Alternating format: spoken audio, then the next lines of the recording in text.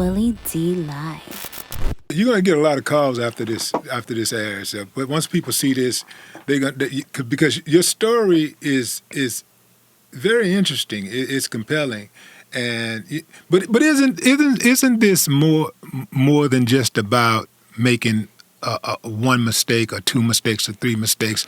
This, I feel like, well, I think this is also about being able to handle rejection in a positive way, because I feel like that the wreck is what really set all of these events off. This is before the cab killing started and all this stuff. I'm talking about before that, when you got into that wreck, and it messed your head up a little bit, it messed your body up. It also messed up the way you think and the way you saw yourself. And, you could have looked at it like, you know what, I'm going to make the best out of this situation. But you looked at it in a different way. You was like, you looked at basically the glass is half empty. And you was like, you know what, man, I'm finna just trip out. And you started tripping. And what happens a lot of time with us is that when somebody hurt us or we end up in a bad situation or whatever, oftentimes, I've done this myself too, oftentimes we will end up hurting ourselves even more trying to process or cope with the situation at hand. We'll end up putting ourselves in an even worse position. For example, let's say somebody, let's say a chick cheats on you, right? That's a bad situation. That she cheated on you. Now, instead of you looking at it like, you know what, well, she wasn't the right one. No way if she's gonna do something like that. Let me find somebody that's deserving of me. We decide, well, I'm gonna stalk her and I'm gonna put my hands on her and I'm gonna make her act like I need her to act. Next thing you know, you in jail, or next thing you know, you're lying on the ground, struggling for oxygen because she didn't put a hole in your head, or one of her brothers or family members done got to your mate, perhaps the laws, and scoop you up and put you in jail for a gang of years or whatever. So we end up exacerbating the situation by doing negative things, and putting ourselves in an even worse position. Instead of looking at it like, you know what, I'm gonna use this situation as a stepping stone to become a better person. You hit it right on time after the car wreck. Cause the car wreck, I didn't learn for a long time. When the Houston Chronicle first came and interviewed me in the prison in November 2021. The article came out in Sunday, January the 8th, cover story, Houston Chronicle. And they admit that I had a picture person memory. They said how they went to Fifth Ward, and after that, they said that's how they knew that I had grew up the famous teacher. I'm like, that nigga ain't famous anyway. Talking about you and Nick and Lee and all Dr. Jordan, how I came from the community where a lot of famous teachers came from. And they were saying how I'm a detector.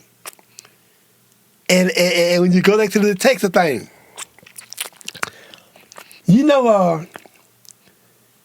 when I realized that I was handicapped, I did everything I could not to show it and prove that I wasn't. So what I did is that I became somebody that I wasn't. And everybody loved me. And like the Houston Chronicle say, people that knew you was a dad boy at times, they loved you because you was always there for them. I remember going to the end of the grocery truck, sitting in the grocery truck and driving back to Fifth Ward and driving through the Targs and the Kenny Coast and the bottom and throwing boxes of food off at everybody. Mm-hmm. And I remember sitting in the meat trucks. I remember being at home and Lisa Ross had the kids waking up early in the morning telling the Coca-Cola truck was at the Kenny Coast store, and I go in and take out still all the cases of cold soda waters and stuff. I done this Claudinate and Archie calling me I know Alita sending her kids to tell me that Chris was beating this Claudette, who's an alcoholic, beating her. And I sister whooped his ass, she dated on killing him. Same thing in Orchard. Hicks and them came and say, D, Orchard beating another. And she dated after killing. And that thing was everybody depending on me. And I felt good. I felt good being that dangerous dude that everybody respected. You know what I'm saying? Cause all the shattered, now handicaps. His name needs somebody.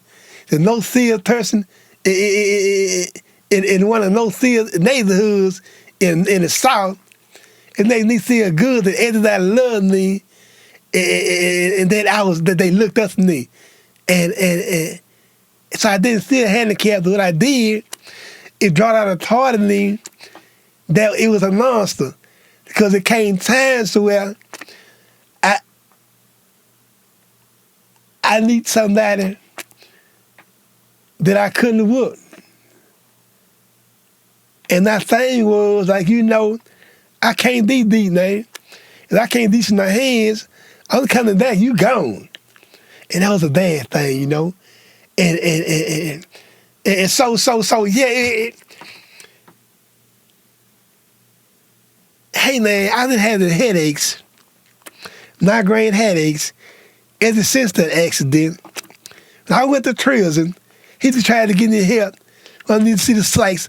I never saw a psych in prison. I thought this headache shit, all the pains I had about in the weather change, I thought it to be normal.